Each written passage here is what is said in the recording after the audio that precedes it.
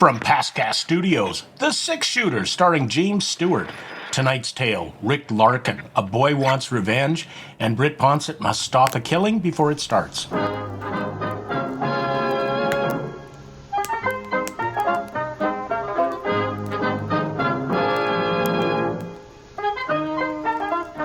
In just a moment, you'll hear James Stewart as the Six Shooter, just one of the many great stars brought to you on Sundays on NBC.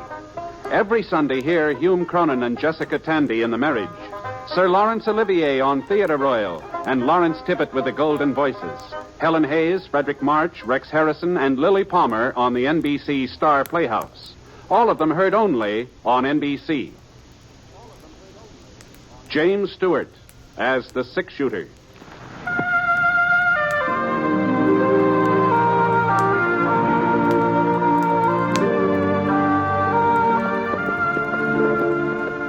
The man in the saddle is angular and long-legged. His skin is sun-dyed brown. The gun in his holster is gray steel and rainbow mother of pearl, its handle unmarked. People call them both the Six Shooter. The NBC Radio Network presents James Stewart as the Six Shooter, a transcribed series of radio dramas based on the life of Britt Ponset, the Texas plainsman who wandered through the Western Territories, leaving behind a trail of still-remembered legends.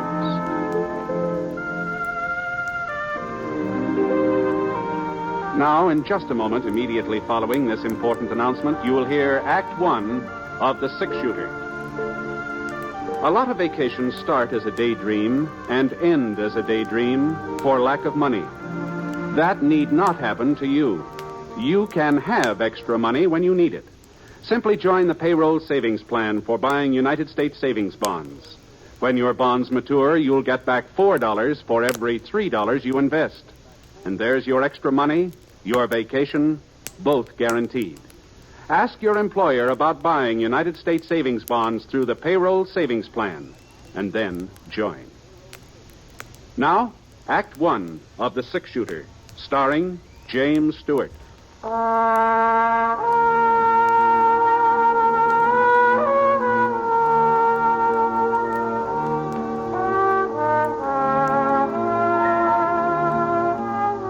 The wind had died down, and it was quiet now. The only thing I could hear was the creek trickling away about 20 feet down from where I'd made camp for the night. I shifted my blanket, turned over on one side. The moon came out, and I could see the water skimming along, washing the pebbles clean. And, gee, it's funny the way the sound of a creek always makes you drowsy. I started to close my eyes, and then I got that same feeling again, that feeling I'd had all day. Scar fella, too. Ever since we turned off the main road into the trail to Petersville, I'd had a hunch that there was another horse not very far behind. Whoever was riding him managed to keep out of sight, but it was the same kind of a hunch you get when you feel a pair of eyes drilling into the back of your neck and then turn around and spot somebody staring at you. Scar hadn't been traveling very fast. Anybody could have caught us to us real easy. The fellow back there hadn't wanted to catch up. That is, if my hunch was right. It wouldn't be the first time I played the wrong hunch. No point of losing sleep over it, anyhow. It was Scar that woke me up. I could see a shadow over by my pile of grub, not more than 6-8 feet away. I inched my hand from under the blanket, and I got a grip on my gun. Oh, you looking for something, mister? Now. Hold on. Oh, just a minute. Hold on now. There. That's better. I'd kind of like to find out why you're pretty young to be roaming around this country, aren't you, son? I'm 11. Ah. You the fellow's been following me all day? It's a free trail, ain't it? Yeah, yes it is. Then you ain't got no right to interfere with my riding over it. Oh, that's true enough. But, you haven't got much right stealing my grub, either. I didn't steal any. Well, that's what you were fixing to do, isn't it? Maybe. Ah.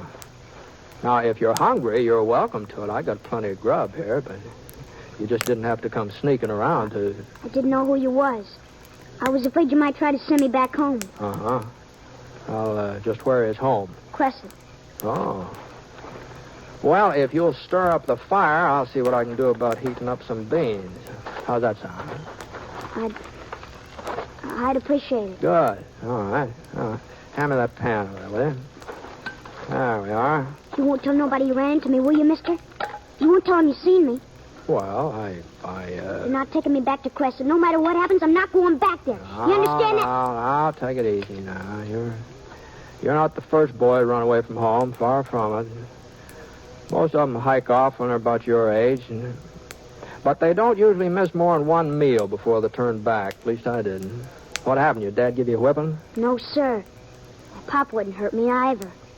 He's a fine man. The finest man that ever lived. Sure, yeah. Well, here's your beans. I'm heading for Petersville to find my father. He told me when I was big enough I could join up with him. Well, big enough now, ain't I? Yeah, you're a real good-sized boy for 11. Say that much. How come you haven't been staying with your dad? He moves around a lot. Oh, I see.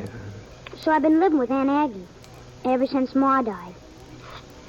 It's not the same as being with your own pa. No, I guess it isn't. And I made up my mind. As soon as I found out where he was, I was going to him. You sure your dad's in Petersville? Aunt Aggie got a letter from here last Monday. I heard her talking to Uncle Ray about it and heard him mention Pa's name. He sounded kind of worried, like something had happened to him. Uh-huh. Then when they saw me, they shut up. You reckon Pa's sick? You reckon that's what they were talking about? I don't know, son. It could be that.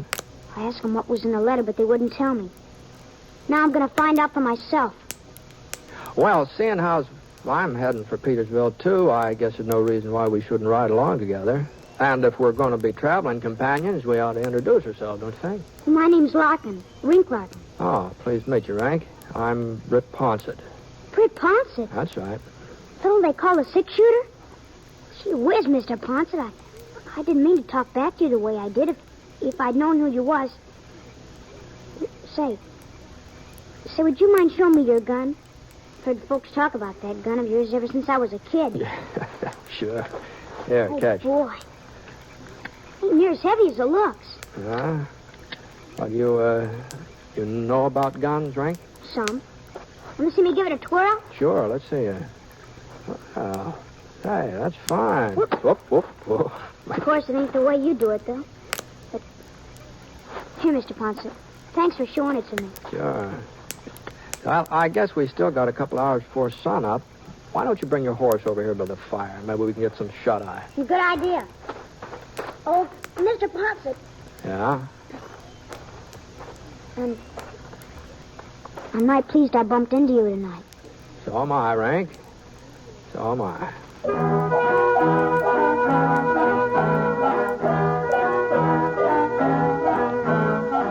We got an early start the next morning. That is, considering that it took me almost half an hour to get Rink awake and on his feet. It was about 4 o'clock when we got into Petersville.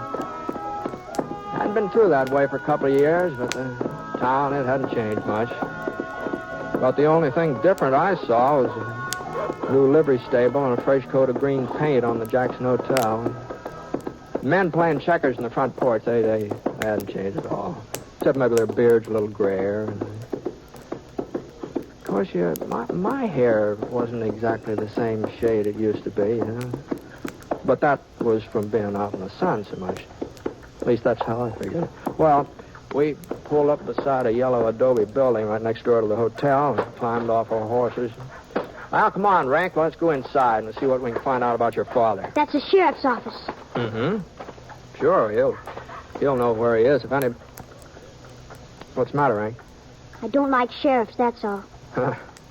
Haven't been giving you trouble, have they? I don't like him neither. Heard him say so once. He was talking to a friend of his and heard him say how he hated some sheriff. Oh, well, I don't imagine he was talking about Sheriff Jay. There's good sheriffs and bad sheriffs, like everything else. But most of them are good. Come on now, come on.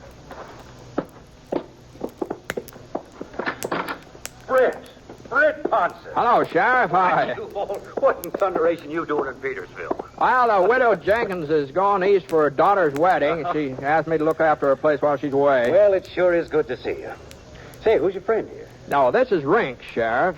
He was coming to Petersville, too, so we decided to ride along together. Pleased to meet you, son. Howdy. Matter of fact, that's why we stopped in to talk to you. Rink wants to find out about his father. I'd be glad to help out if I can. What's his name, son? Larkin. Earl Larkin. Oh, I see. I'm sorry. You're just a couple of hours too late. Too late? I wrote to your pa's sister in Crescent. Her answer came in on the morning stage. She said she didn't want your pa's body for us to bury him here. Funeral was this morning. Pa's dead? Wait, you knew about him being killed, didn't you? Your aunt told you. I guess she didn't, Sheriff.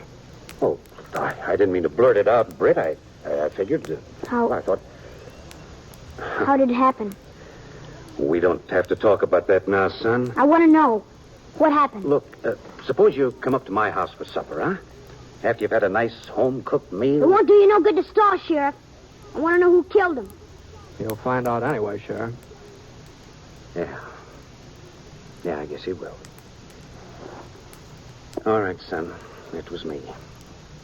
You? Marshal over at Atterbury sent word that Larkin and his pal Cliff Traeger were heading this way. I'd heard about him before. I knew what to expect. He rode into town about noontime. I was waiting inside the bank. I deputized some of the boys, and they were with me. Your pa and Traeger didn't have a chance, son, but they shot it out anyway. Wouldn't drop their guns, even though we had the draw on them. Traeger, he got away into the hills. But Larkin... I'm really sorry, son. Sorry I had to be the one to do it. And even sorrier, I had to tell you about it. You're a liar. A dirty, stinking liar. My pa never tried to rob no bank. You take it back, what you said about him. I'll make you take it back, every word. Now, you... Dirty, rotten... Now, Rink, here, get a hold of yourself here now. No, let go of me. You killed my pa. He's a murderer. Now, Rink! I didn't want to hit you, Rink, but I... Why shouldn't you hit me? You're his friend, ain't you? He killed my pa, and you're his friend. I think I ought to go after him, Britt. Try to explain. No, I expect it's best to leave him by himself for a while. But this wasn't the first holdup Larkin and Traeger tried to pull, not by a long shot. I didn't have no chance. Yeah.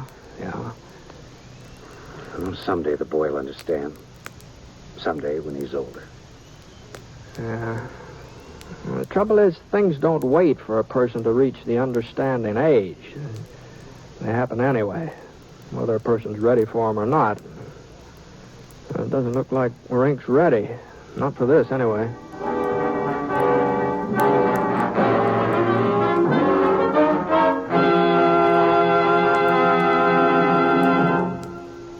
We'll return to James Stewart as the six-shooter in just a moment. Monday night brings magnificent musical programs to the NBC radio network. It's an evening designed for restful relaxation. A time to sit back in your favorite chair and listen to melodies old and new on such famous programs as The Voice of Firestone, The Railroad Hour, and The Telephone Hour. The Voice of Firestone continues to enchant radio audiences from coast to coast, and the program is now in its 25th year. Also on Monday evenings, enjoy the operettas presented on the Railroad Hour. Gordon MacRae is your Railroad Hour host, and each week he is joined by a charming guest artist in the stellar productions of this fine show. You'll also want to hear the Telephone Hour every week, as it presents the music of Donald Voorhees and the Bell Symphonic Orchestra and Chorus, as well as superb guest soloists. Listen Monday evenings on the NBC Radio Network.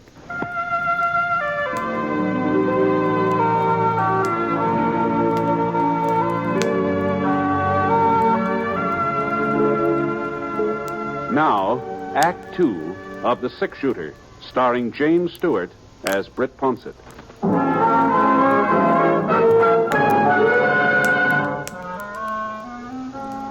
After I made sure of a room for the night, I started out looking for Rink. I had a hunch I wouldn't have a hard time finding him. There was only one cemetery in Petersville, a sloping hill west of town. Pines all around it and soft green ferns mixed in between the trees. Rink was there, sitting on his haunches right beside a mound of fresh earth. He wasn't crying, but his cheeks were streaked with wet dust where the tears had been. Oh, Rink. Say, if these things were your paws, I thought maybe you might like to have them. You, want some supper? I'm not hungry. Yeah, well... You believe what the sheriff said, don't you? You believe he was right to kill Pa? Well, I wasn't there. I didn't see how it happened. But you're on his side anyway. Oh, people don't have sides, Rink, not on a thing like this. I do. I'm on Pa's side. He was a good man. Never did anybody harm, never. No matter what that lying sheriff says.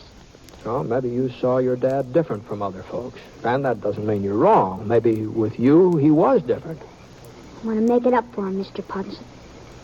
I'm going to get even with that sheriff. I will, so help me.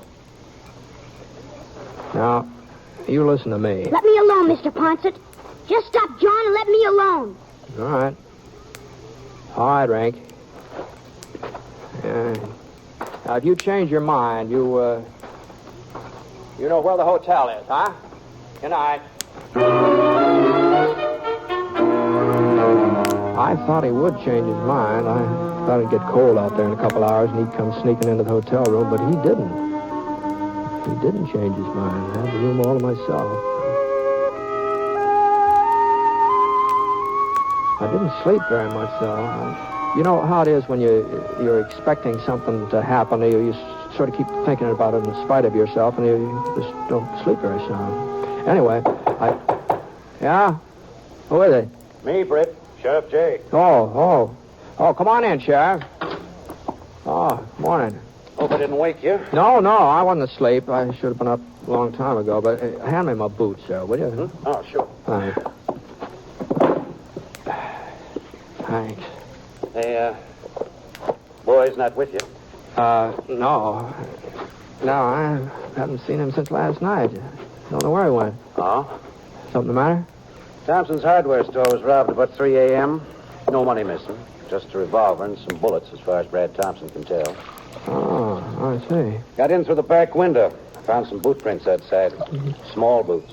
Size a boy'd be wearing. Wait, you find anything else? Yeah. There's a pretty clear trail leading away from behind the store. Be real easy to follow. Almost as if the fellow who robbed the hardware store left the tracks intentional, so somebody'd come after him. What happened to that towel? Oh, here it is. It was the Larkin kid, wasn't it, Britt? Oh, it could have been. Don't tell me he's got some fool notion of revenging his father. Well, he did say something about getting even, Jay. So he figures when I go riding after him, he'll get a chance to kill me. That how you see it? It's pretty hard to be sure what's going on in a youngster's head sometimes. Doggone it, Britt. Sometimes I wonder why I keep on wearing this star. No matter what you do, it's wrong. Earl Larkin ain't the first man I've killed, not by a long sight. And he deserved it more than most. Killing him didn't end nothing. Just turned his kid bad. I guess I should have... Well... Let Larkin kill you? Oh, no. You going after Rink? Oh, maybe the kid will come to his senses. When you're 11 years old and you get set on accomplishing something, you don't change your mind very easy, you know. What do you expect me to do, Britt? Go up in those hills and shoot it out with an 11-year-old boy? I got a son of my own. Ned's just about the same age as Rink. Oh? If Rink was covering me right now, there in that door, if I saw his finger starting to squeeze the trigger, I wouldn't be able to shoot. No matter what, I wouldn't be able to shoot. Where's this trail lead? East, over toward Skull Mountain. Oh, Widow Jenkins' ranch right over that way. I'm riding out to see her this morning. Well, I guess it doesn't matter whether I go after Rink or he comes after me. Might as well get it over with. That's what you think I ought to do, ain't it, Britt? Oh, no. No, not necessarily. All I was thinking was that if you did happen to decide to follow Rink, well, I've We could ride out together, part way at least.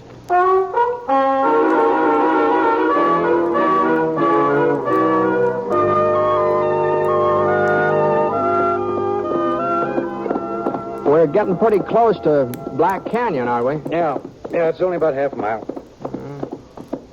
Yeah. If somebody wanted to set up an ambush, that canyon would be a good place, wouldn't it? Yeah. Well, here's the turnoff to the Jenkins Ranch. Huh? Oh, yes, yeah. That's right. Well,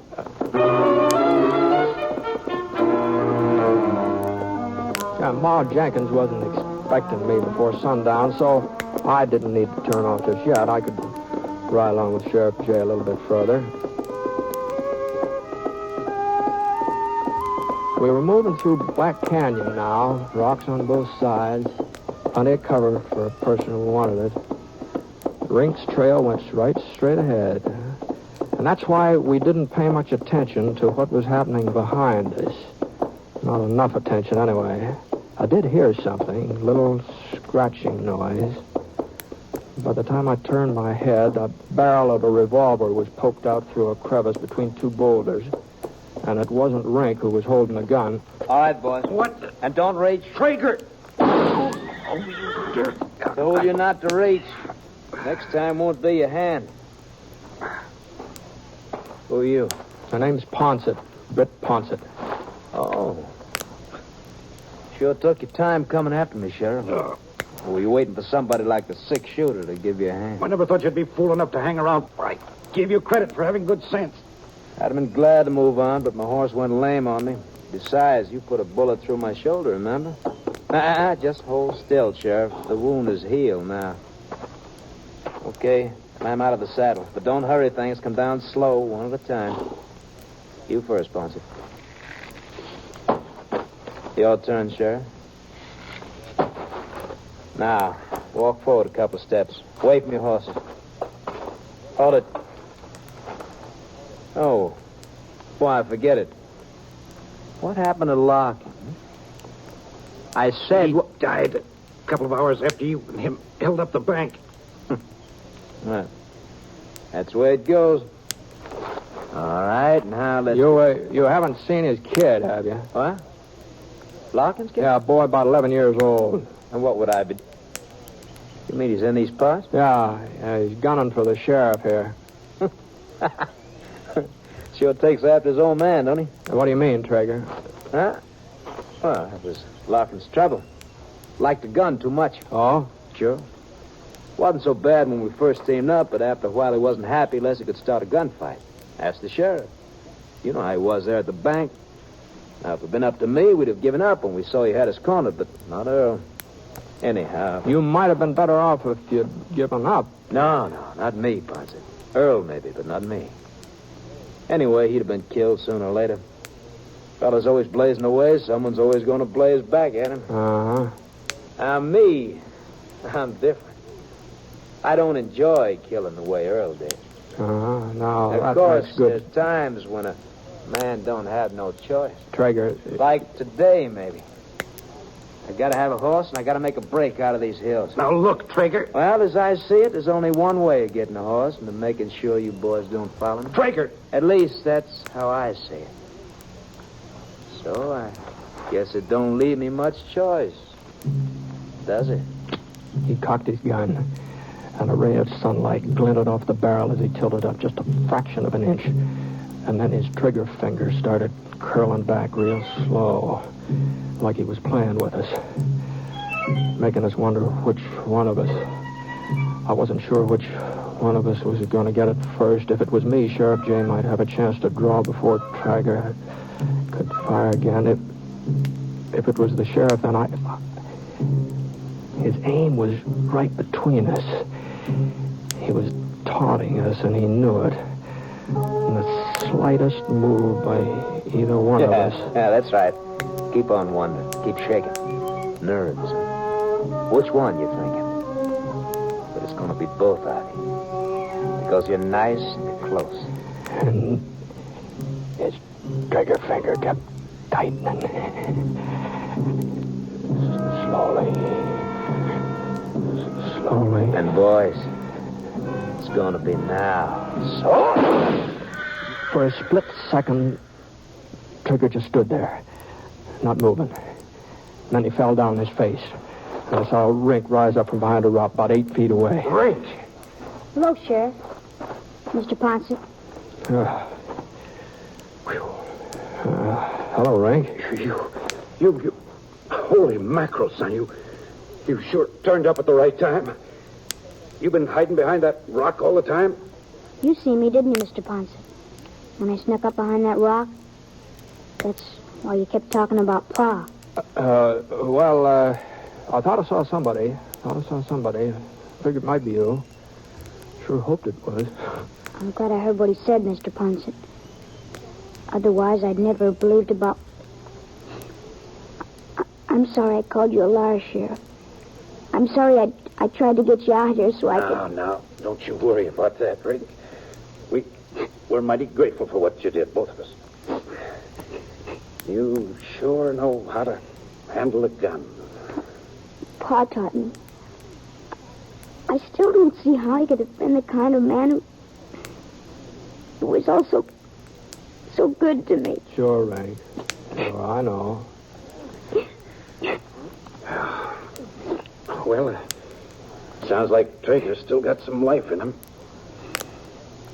Oh, yeah. Well, we better be getting him back to town. Come on, Rink, give us a hand.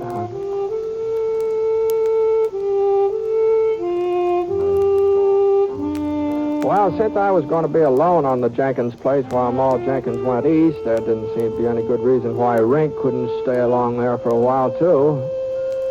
At least until the time for school to take up again. So I wrote a letter back to his aunt explaining things. She wrote back. She didn't seem to have any objections. But somehow, reading between the lines, I got the feeling she kind of missed that boy, Rink. And, well, it wasn't very long before he began to miss her, too.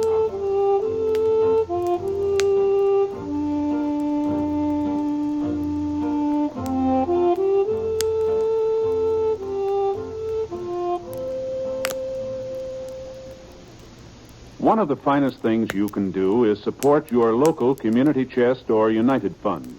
Through them, you can make just one yearly contribution that takes care of many needs. Since only one campaign is staged, much time and effort are saved. Your money is collected and administered honestly and efficiently.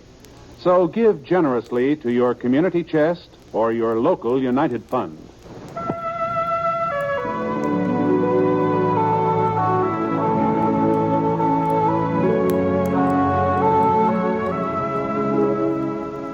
The Six Shooter is an NBC Radio Network production in association with Review Productions. It is based on a character created by Frank Burt, and the transcribed story is written by him. Mr. Stewart may currently be seen in the Universal International picture Thunder Bay. Others in the cast were Sammy Ogg, Russell Thorson, and Tony Berry. Special music for this program was by Basil Adlam, and the entire production is under the direction of Jack Johnstone. All characters and incidents were fictitious, and any resemblance to actual characters or incidents is purely coincidental. This is Hal Gibney speaking.